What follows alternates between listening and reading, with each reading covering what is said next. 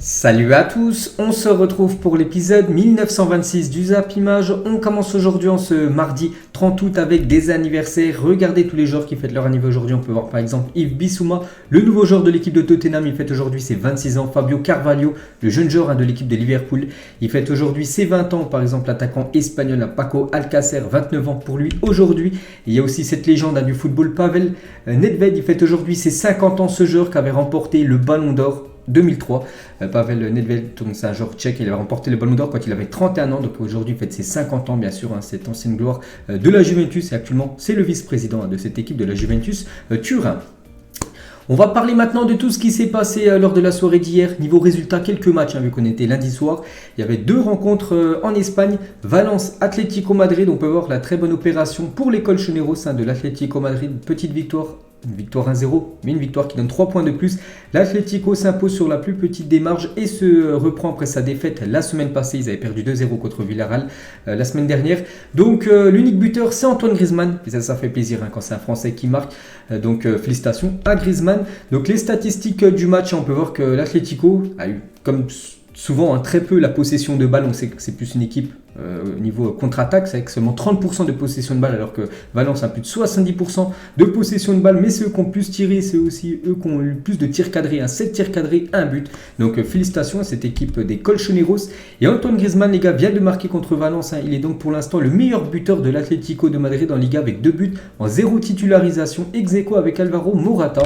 Donc c'est vrai que Griezmann actuellement, il a ce rôle de super sub du côté de l'Atlético. Donc il est rentré à la 64e minute et 2 minutes après la 66e, buteur Griezmann, l'unique but du match. Donc un but tellement important. Et je le dis les gars, que Griezmann ne peut plus jouer beaucoup du côté de l'Atlético. Pourquoi? Donc Griezmann a débuté remplaçant et entre en cours de jeu pour le 3e match de Liga de la saison. Donc contre Retafe, 28 minutes. Contre Villarreal la semaine dernière, il a joué 28 minutes. Et là, il a joué 24 minutes. Parce qu'en gros, il ne peut pas jouer plus d'une demi-heure. Bon, il peut jouer tout le match entier, mais l'Atlético ne veut pas le faire jouer plus d'une demi-heure. Sinon, tout simplement, l'Atlético devra l'acheter définitivement et lever l'option d'achat de 40 millions d'euros. Ils ne veulent pas, parce qu'oubliez pas qu'il appartient toujours à l'équipe du FC Barcelone. C'est pour ça que l'Atlético, peut-être jusqu'à la fin de la saison, ils vont le faire jouer maximum 30 minutes par match. C'est pour ça qu'en gros, ça va être un super sub. Donc voilà, c'est pas cool quand même pour Antoine Griezmann. En plus, il y a la Coupe du Monde, donc il va jouer que des bouts de match. Donc voilà sa situation actuellement. Donc déjà, tant mieux pour lui, parce qu'il a été décisif hier. Il a été buteur. Et avant cette saison, Antoine Griezmann n'avait marqué qu'un seul but en étant remplaçant dans sa carrière en Liga face au Rayo Vallecano. C'était en 2016. Il en est à 3 aujourd'hui, vu que maintenant il rentre plus en cours de jeu, vu qu'avant il était tout le temps titulaire dans les équipes où il évoluait, que maintenant c'est un remplaçant et du coup il est décisif. Donc voilà la situation actuellement, c'est un gâchis quand même. C'est vraiment dommage que ça se finisse comme ça pour Griezmann. Après reste, n'oubliez pas encore quelques heures de mercato, voilà, tout peut arriver. Et Griezmann est devenu donc hier soir le 18e meilleur buteur de l'histoire de la Liga, 424 matchs, 160 buts pour l'attaquant français. Et le Mestalla, donc le stade de Valence, le stade où Antoine Griezmann a le plus marqué à l'extérieur, c'est déjà son 7e but inscrit dans ce stade du côté de Valence pour Antoine Griezmann. Et Llorente, les gars, dans Movistar, donc à la fin du match, Griezmann est un joueur différent quand il sort ou est sur le terrain, ça se voit. C'est un joueur de grande qualité avec beaucoup de hiérarchie. Il va beaucoup nous aider comme il l'a fait pendant de nombreuses années ici à l'Atlético de Madrid. Donc voilà sa situation. On peut voir là quand il a célébré son but 2 minutes après son entrée en jeu avec le joueur Coquet. Donc comme j'ai dit, c'est un peu compliqué sa situation vu qu'il peut jouer qu'une demi-heure. Donc voilà, actuellement la situation de Griezmann, en espérant que ça aille mieux bien sûr pour lui dans le futur. Il y avait un autre match avant ce Valence Atlético, c'est entre l'équipe de Cadix et l'équipe de l'Athletic Bilbao. J'ai regardé la première mi-temps, j'ai vu ce but de Inaki Williams sur une énorme boulette comme la défenseur de Cadix. J'ai pas vu la deuxième mi-temps, mais bon, voilà, je vois le résultat 4-0.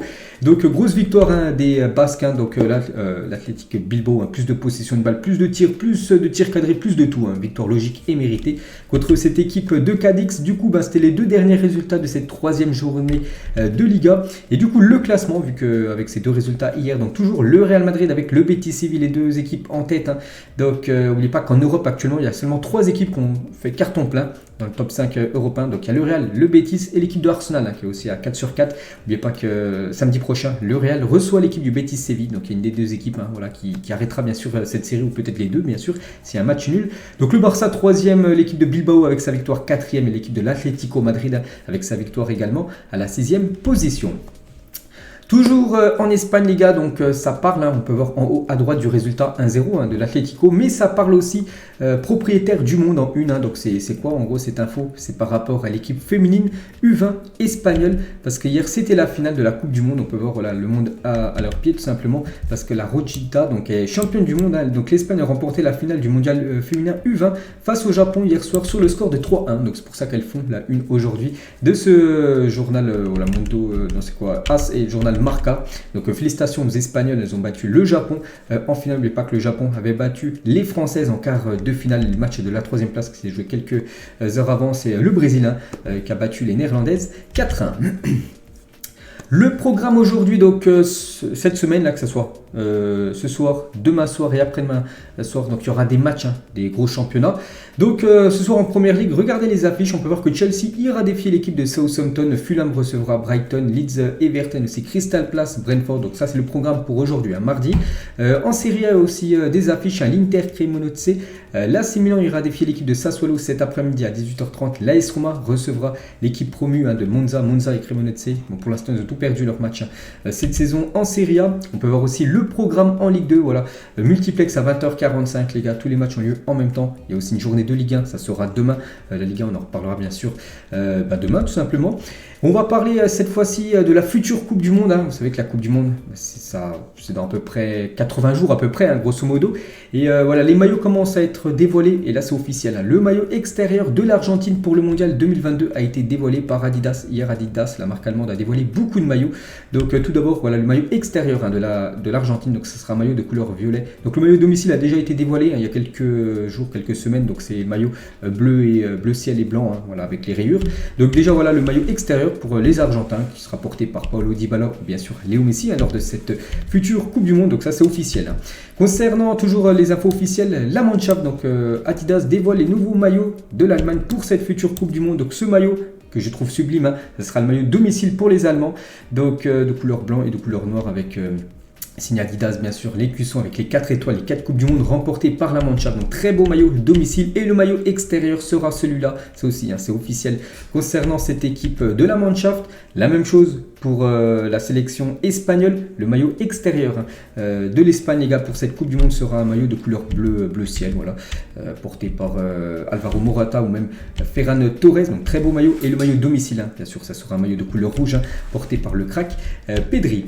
Cette fois-ci c'est toujours avec Adidas, je dis Adidas a dévoilé pas mal de maillots, c'est la Belgique les gars, donc le maillot belge domicile pour cette future Coupe du Monde, donc tout rouge avec des flammes on peut voir sur les deux manches, donc, très beau maillot bien sûr pour cette sélection belge. J'ai pas trouvé le maillot extérieur, je crois qu'Adidas a juste dévoilé le maillot domicile. Cette fois-ci c'est le maillot extérieur du Mexique pour la Coupe du Monde 2022, le maillot domicile a déjà été dévoilé, c'est un maillot vert pour les Mexicains domicile. Le maillot extérieur sera ce maillot là que j'ai déjà mis il y a quelques jours, je me souviens, il avait fuité, donc cette fois-ci c'est officiel, donc très beau maillot bien sûr pour cette équipe mexicaine. Le Japon toujours avec Adidas dévoile ses deux nouveaux maillots. Le maillot domicile sera un maillot de couleur bleue, voilà, pour les Japonais, et le maillot extérieur sera un maillot de couleur blanc pour cette équipe du Japon. On peut voir inspiré des années 90, Adidas dévoile sa game de maillot de gardien icône pour la Coupe du Monde 2022, donc par exemple le maillot de l'Allemagne pour le gardien, donc ça sera celui-là, le maillot gardien de l'Espagne, le maillot gardien de l'Argentine et le maillot gardien du Mexique. Donc voilà, tout ça bien sûr c'est officiel. Toujours avec les maillots de foot, donc voilà, il n'y a pas photo, c'est une nouvelle fois Adidas qui a produit les plus beaux maillots pour la Coupe du Monde 2022. C'est qu'Adidas à chaque fois les gars, ils font des très très beaux maillots. Donc concernant par exemple le maillot de l'équipe de France ou même le Brésil qui sont avec Nike, donc ça sera dévoilé très prochainement bien sûr. Et on peut voir Puma aussi a dévoilé quelques maillots d'équipes qui vont jouer la Coupe du Monde ou des équipes qui vont pas jouer la Coupe du Monde. Donc eux jouent la Coupe du Monde, c'est le Sénégal, et Puma dévoile le nouveau maillot extérieur du Sénégal pour cette future Coupe du Monde. Donc le maillot domicile sera un maillot blanc, mais là c'est le maillot extérieur que je vous propose aujourd'hui. Donc ça sera un maillot vert avec le signe Puma tout simplement, donc les lions, la Teranga. Donc très beau maillot pour cette équipe du Sénégal. Le Ghana aussi qui est qualifié, le Ghana pour cette future Coupe du Monde, ça sera un maillot tout rouge, le maillot extérieur pour le Ghana pour cette future Coupe du Monde. Maillot domicile, je me souviens plus, je crois que ça doit être un maillot blanc également pour cette équipe du Ghana, donc très beau maillot. Pour les Ghanéens, le Maroc aussi qualifié pour la future Coupe du Monde, cette fois-ci c'est le maillot extérieur, parce que le maillot domicile est un maillot de couleur rouge pour cette sélection marocaine. Donc voilà le maillot extérieur du Maroc, un très beau maillot aussi. Le maillot cette fois-ci de la Côte d'Ivoire, donc eux je crois qu'ils sont pas qualifiés, si je ne me trompe pas pour la Coupe du Monde, mais bon, Puma a quand même dévoilé leur maillot, parce qu'il y a quand même des matchs, par exemple de qualification pour la future CAN, donc la Côte d'Ivoire disputera les matchs à l'extérieur avec ce maillot, donc voilà c'est officiel. Pour les éléphants tout simplement. L'Égypte aussi qui n'est pas à la Coupe du Monde, n'oubliez pas qu'il s'était fait battre contre le Sénégal lors des matchs de barrage. Donc voilà en gros le maillot extérieur qui sera porté par exemple par Mohamed Salah, le joueur vedette du côté de l'Égypte. On peut voir le maillot de l'Uruguay, eux seront bien à la Coupe du Monde. Cette équipe uruguayenne, bien sûr la Céleste, comme on peut les appeler, très beau maillot pour Puma. Le maillot extérieur du Paraguay, tout ça c'est officiel les gars. Donc voilà, il y en a eu beaucoup qui ont été dévoilés hier, donc beaucoup d'Adidas, beaucoup de Puma, c'est pour ça que je propose tout ça, bien sûr, c'est quand même des maillots, des équipes, quelques-unes qui vont jouer quand même à la future Coupe du Monde. Donc voilà le maillot du Paraguay, le maillot extérieur de la Serbie pour la Coupe du Monde. Je crois que la Serbie est bien qualifiée, je crois qu'on peut dans le groupe du Brésil, si je ne me trompe pas. Donc très beau maillot avec le signe Puma en or et même l'écusson serbe de couleur or, vraiment très beau maillot. Le maillot de l'équipe suisse extérieure, la Suisse également qualifiée, n'oubliez pas que vous avez terminé devant l'Italie, l'Italie qui a dû passer les barrages et du coup qui n'a pas été qualifiée. Donc la Suisse, voilà le maillot extérieur, voilà c'est un maillot pour les Suisses. Et le maillot italien, ils ne feront pas la Coupe du Monde, mais eux aussi bien sûr ont leur maillot qui a été dévoilé, le maillot extérieur, parce que le maillot domicile est un maillot de couleur bleue, vous le savez, pour l'Italie. Donc le maillot extérieur sera un maillot blanc, voilà, avec les 4 étoiles quand même remportées bien sûr, les 4 étoiles de la Coupe du Monde remportées par cette équipe de l'Italie. Donc maintenant on va parler de toute autre chose. J'en ai pas parlé hier les gars, vu que le lundi on parle beaucoup de résultats, mais on va parler aujourd'hui de ce qui se passe. Même si je comprends pas trop ce qui se passe les gars, voilà, ça fait grand bruit. Donc ça fait la une journal de l'équipe aujourd'hui, la Pogba affaire. Je pense que vous avez tous vu à peu près ce qui se passe avec Mathias Pogba et Paul Pogba.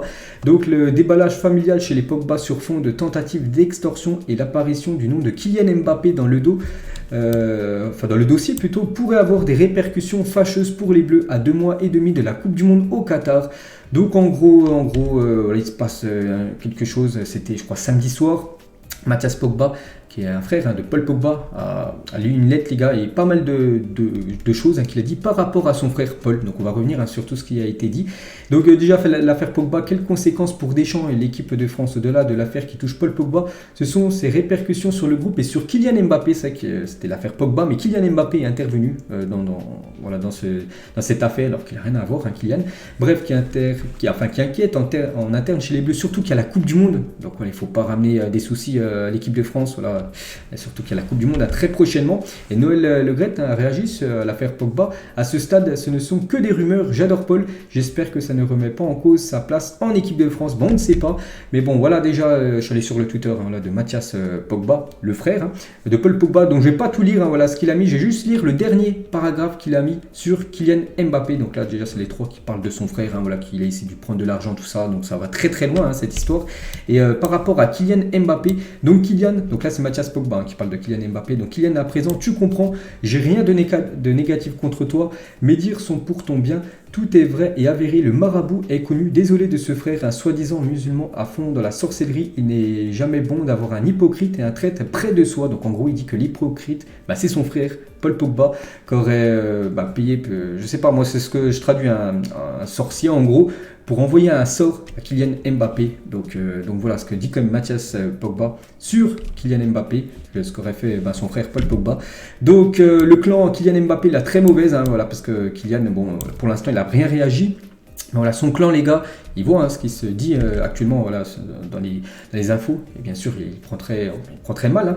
Cité dans le tristement célèbre affaire Pogba, Kylian Mbappé suit tout cela avec attention. La star tricolore ainsi que son entourage ne laisseront rien passer dans cette histoire.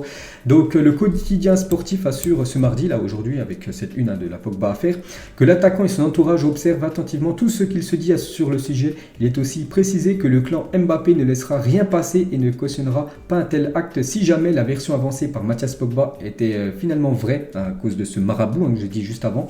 Et dans ce cas-là, donc Didier Deschamps devrait trancher entre Kylian Mbappé et Paul Pogba. hein. Donc si vraiment c'est vrai tout ça, donc si imagine Deschamps appelle Paul Pogba dans la Coupe du Monde, Mbappé pourrait refuser, hein, d'après voilà ce que je peux comprendre, hein. Donc ce sera soit l'un soit l'autre, hein. Vraiment si c'est vrai cette histoire de marabout. Donc comme j'ai dit, hein, les gars, c'est pas du tout bon pour l'équipe de France. Donc voilà, ne serait pas a priori privilégié, dont la relation avec le Parisien n'a pas toujours été au beau fixe, hein. C'est vrai qu'ils n'ont pas une énorme amitié, Paul Pogba et Kylian Mbappé. Bref, l'équipe souligne également que Mbappé et d'autres cadres des Bleus ont été approchés par un membre du staff tricolore qui a déminé le terrain, une belle épine dans le pied de Deschamps alors que le mondial 2022 approche, hein. Donc voilà actuellement la situation. Donc on en saura certainement un petit peu plus dans les prochains jours, hein, parce que Mathias Pogba qui a lancé toutes ces infos, il a dit qu'il allait faire encore des révélations là dans les prochains jours. Donc actuellement voilà, je vous relaye ce qui se passe et comme je l'ai dit les gars, c'est pas du tout bon pour l'équipe de France. Et par exemple une photo, hein, de Kylian Mbappé, donc il n'a pas réagi, c'est juste la dernière photo qu'il a mis sur son compte Instagram où bon, il est en train de boire, je sais pas, un Diabolo, bref j'en sais rien.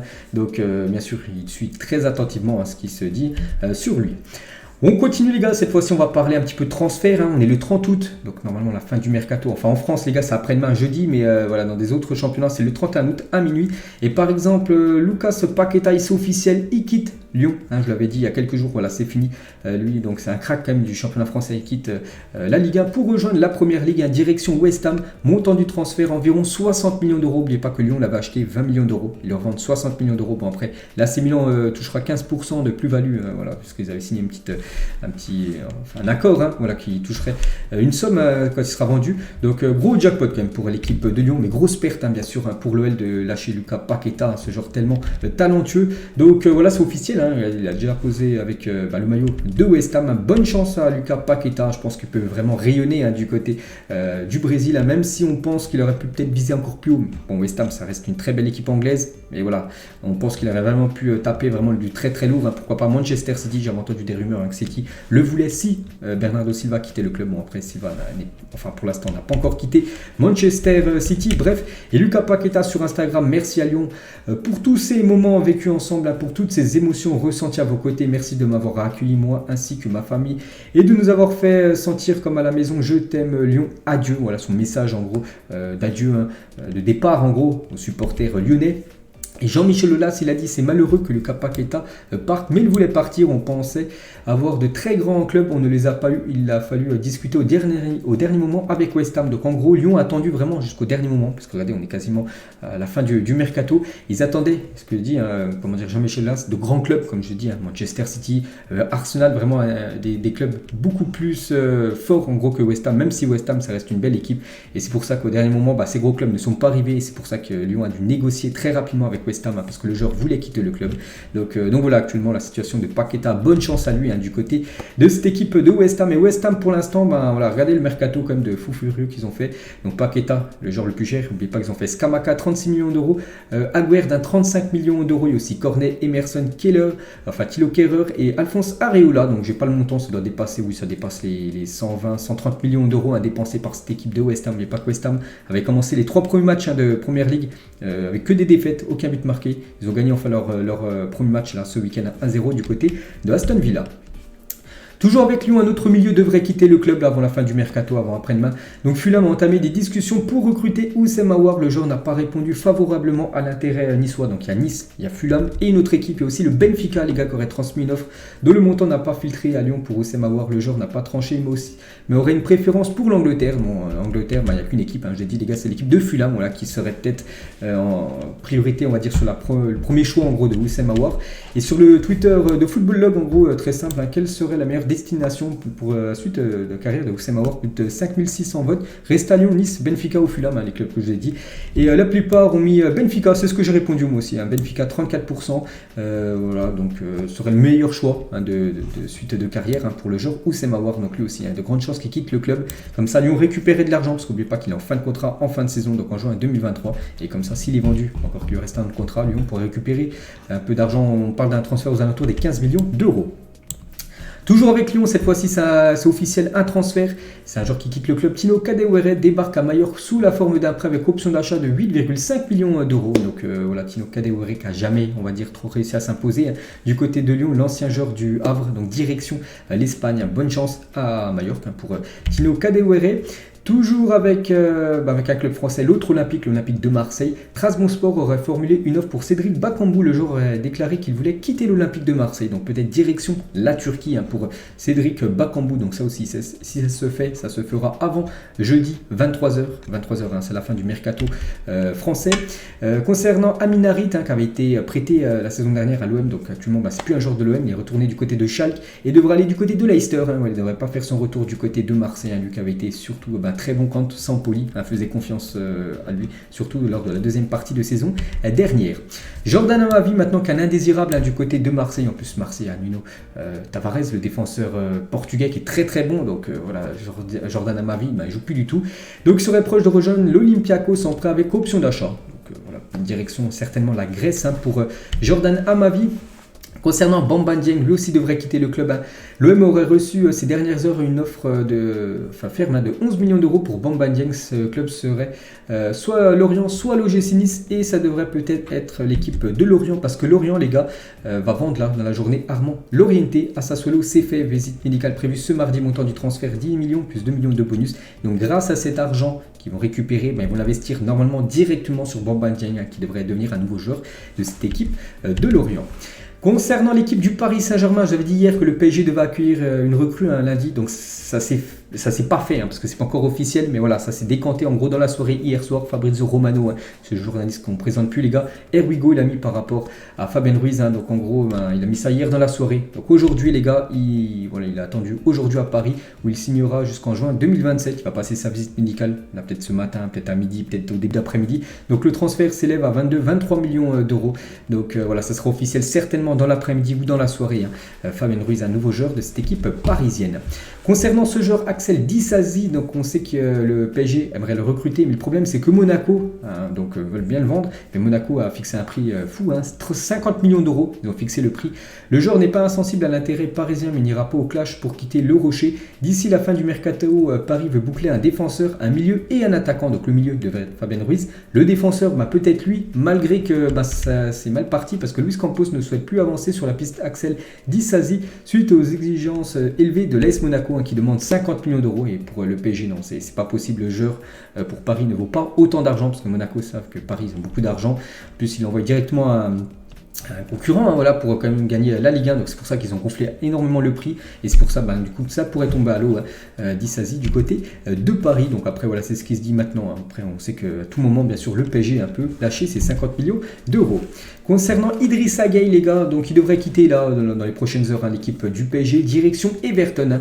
Donc le PSG a trouvé un accord de principe avec l'équipe de Everton pour un transfert, donc voilà, retour en première Ligue 1, donc ça va se faire de toute façon avant la fin du mercato. Concernant Edouard Michu, je vous ai dit hier qu'il était très très proche de Sunderland, il a même été aperçu dans le stade de Sunderland lors du dernier match contre Norwich en deuxième division anglaise. Et le problème, ça a capoté son transfert parce que le PSG a ajouté au dernier moment une clause dans le transfert d'Edouard Michu refusée par Sunderland. Du coup, le joueur revient à Paris pour s'entraîner. Donc voilà, tout est dit. Donc, il devrait rester du côté du PSG parce que le Paris Saint-Germain, en gros, fait capoter son transfert. Kurzawa les gars s'apprête à recaler Fulham. Fulham, j'ai dit qu'il était vraiment très intéressé par Kurzawa. Le problème c'est que le joueur ne veut pas aller du côté de Fulham, et ça c'est un gros coup souci pour le PSG, parce que le PSG cherche à se débarrasser de Kurzawa. La piste Galatasaray s'effondre également car le français souhaite jouer à haut niveau. La situation excède Luis Campos, il n'en peut plus, Luis Campos du dossier Kurzawa qui compte lui faire aucun cadeau. Donc voilà, tout est dit en gros, il devrait normalement encore rester d'après des infos du côté de Paris, et du coup bien sûr il sera encore mis de côté, mais bon il touchera son gros salaire. Sofiane Diop, j'en avais parlé hier les gars, c'est officiel, Sofiane Diop quitte l'AS Monaco et signe pas très loin, il signe du côté de Nice. Un montant du transfert 22 millions d'euros que récupère l'équipe de Monaco en vendant Sofiane Diop, une très belle recrue pour cette équipe niçoise. Officiel, Alvaro González signe à Al Nasser, donc une équipe en Arabie Saoudite. Donc René en plus il fait le signe Joule, donc vu que c'est un ancien Marseille, donc il avait résilié son contrat avec l'OM, donc il rejoint gratuitement cette équipe de Al Nasser. Patrick Berg va quitter le Racing Club de Lens pour rejoindre Bodo Glimt, son ancien club. Le départ est imminent pour un montant avoisinant les 4,5 millions d'euros. N'oubliez pas que ce joueur les gars, ce joueur norvégien avait rejoint l'équipe de Lens, c'était lors du dernier mercato hivernal, donc en janvier dernier. Donc en gros il va rester seulement 6 mois du côté de la France, il retourne déjà du côté de son ancien club. Cavani, c'est officiel, il quitte, il était libre, de toute façon il était libre depuis son départ de Manchester United et il rejoint l'équipe de Valence. Je dis qu'il allait aller du côté de la Liga, il a refusé Nice parce que Nice le voulait, voilà, il voulait aller absolument en Liga. Donc c'est officiel, j'ai parlé avec Gattuso, oui je voulais retourner en Espagne, je voulais être ici, Valence a opté pour moi et c'est l'une des choses que je voulais le plus.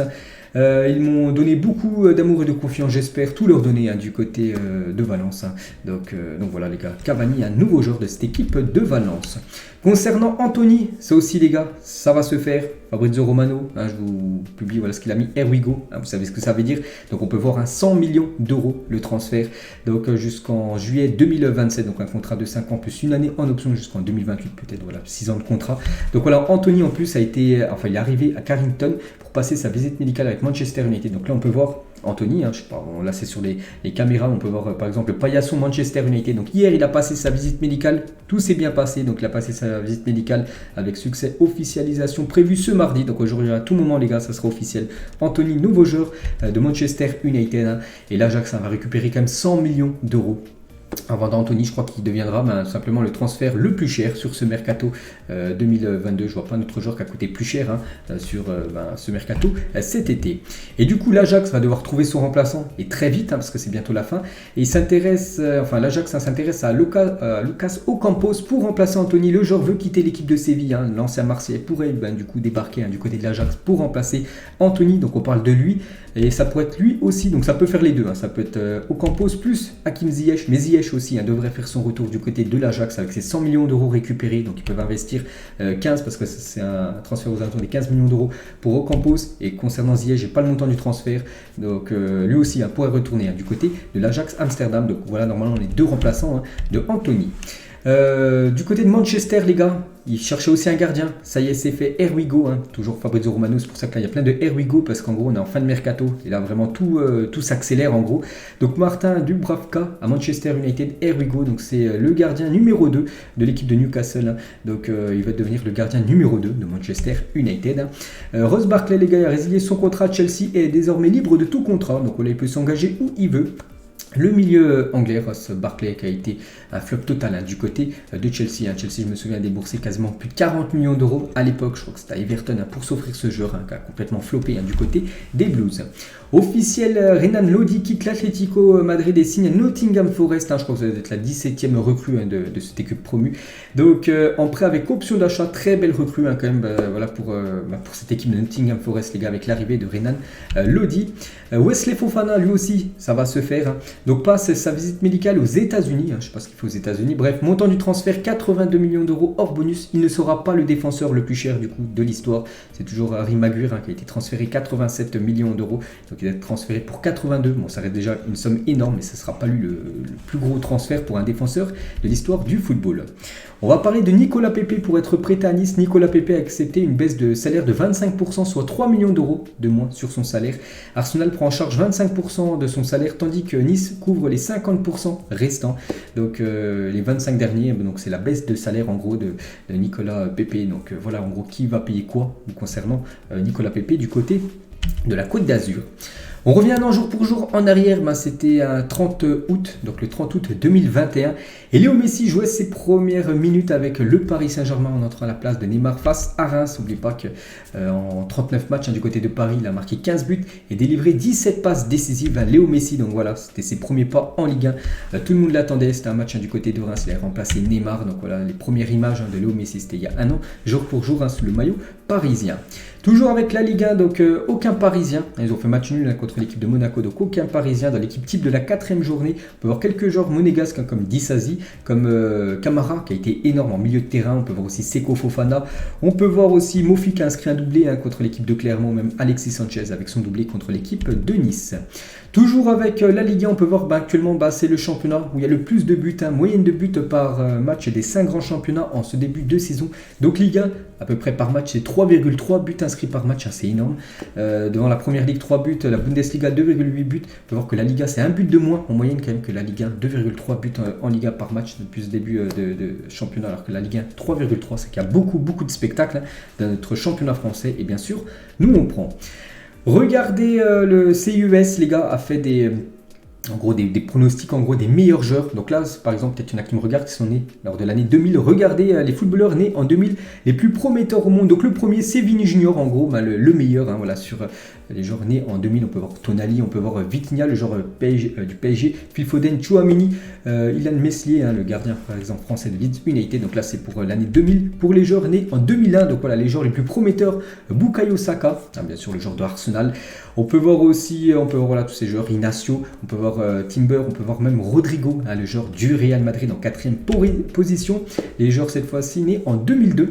Donc le joueur Gvardiol, hein, c'est le joueur on va dire le plus prometteur hein, sur cette génération 2002. Il y a aussi du Camavinga, Pedri, Nuno Mendes, même Nico, même Gravenberch, hein, ou même Ansu Fati là aussi, hein, des sacrés pépites hein, qui sont nés en 2002. En 2003 les gars, donc le plus prometteur c'est Bellingham, hein, Musiala ou je sais pas, tiens, Ilex Moriba, l'ancien joueur hein, du FC Barcelone, même Florian Wirtz, hein, donc voilà, je suis allé jusqu'à 2003, donc voilà les gars, toutes ces pépites bien sûr qui m'ont réuni sur le football pour ces futures années. On va parler de Lukaku, souffre d'une entorse des fléchisseurs de la cuisse gauche. Son état sera réévalué la semaine prochaine. Il devrait être forfait pour le match ce soir hein, de l'Inter. Je crois qu'il joue contre Cremonese. Voilà, cette équipe promue. Et c'est pas il devrait, il est forfait. Il n'est pas dans le groupe, hein, c'est officiel. Il va louper quelques matchs. On lui envoie bon rétablissement à Lukaku. Aubameyang, vous savez qu'Aubameyang, je n'avais parlé hier les gars, il a été victime d'une agression, donc Laporta a rendu visite à Pierre-Emerick Aubameyang et à sa famille aujourd'hui après leur agression, et on peut voir que ça a choqué hein, l'Espagne, une journal sport, hein, donc agression armée, et on peut voir la une du journal Mundo Deportivo, donc choc Aubameyang hein, par rapport à cette agression hein, qu'il a vécue, c'était avant-hier, à la fin du match hein, contre l'équipe de Valladolid quand il est rentré chez lui. Et pour leur sécurité, le club a décidé déjà de reloger la famille d'Aubameyang dans un hôtel de Barcelone. Voilà, maintenant il n'habite plus dans pour l'instant il n'habite plus dans sa villa, il habite dans un hôtel. Et il y a quelques semaines, le club a averti ses joueurs du danger de filmer les maisons sur les réseaux sociaux et a conseillé d'engager des services de sécurité 24 heures sur 24 pour éviter les problèmes. Et la plupart des joueurs l'ont fait. Aubameyang, lui, ne l'a pas fait car il savait qu'il allait quitter le club. Hein. Et c'est vrai que ça pourrait pousser son départ, hein. On sait déjà qu'il était déjà pressenti sur le départ avant ce qui s'est passé, et là avec ce qui s'est passé voilà, ça sent quand même le départ hein, pour Aubameyang. Et nouveau rendez-vous très important prévu aujourd'hui hein, ce mardi pour Aubameyang avec Chelsea et Barcelone, hein, toujours pas d'accord complet mais en gros voilà, ça devrait se faire les gars. Aubameyang hein, devrait quitter l'Espagne et retourner en Angleterre. Les Bavarois ont réalisé leur traditionnelle photo de la saison. Vous savez qu'ils font toujours une saison, et vu que cette équipe du Bayern est sponsorisée par une marque de bière en Allemagne, donc ils font tous une photo avec une panne de bière en gros.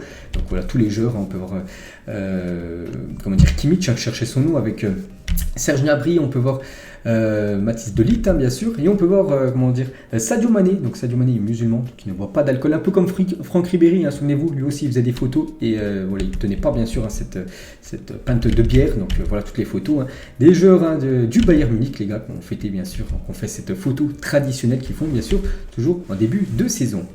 On prend la direction de l'Espagne, le Santiago Bernabéu est méconnaissable, les travaux avancent énormément à Madrid, n'oubliez pas que là ça avançait en plus très rapidement vu que les 3 premiers matchs du Real Madrid se sont joués à l'extérieur. Ils vont enfin jouer leur premier match, ça sera samedi, et les Madrilènes donc joueront pour la première fois à domicile ce samedi hein, contre l'équipe du Betis Séville. Actuellement regardez, donc ces photos ont été prises hier par un drone hein, du côté de Madrid. On peut voir voilà, que ça avance énormément. Regardez le toit, comment ça a avancé quand même depuis quand même quelques semaines hein. Donc voilà, ça commence à se finaliser bien sûr ce bijou hein, qui va être fini normalement début d'année prochaine hein, d'après ce qui se dit. Donc voilà, ce stade bien sûr va être tout simplement sublime.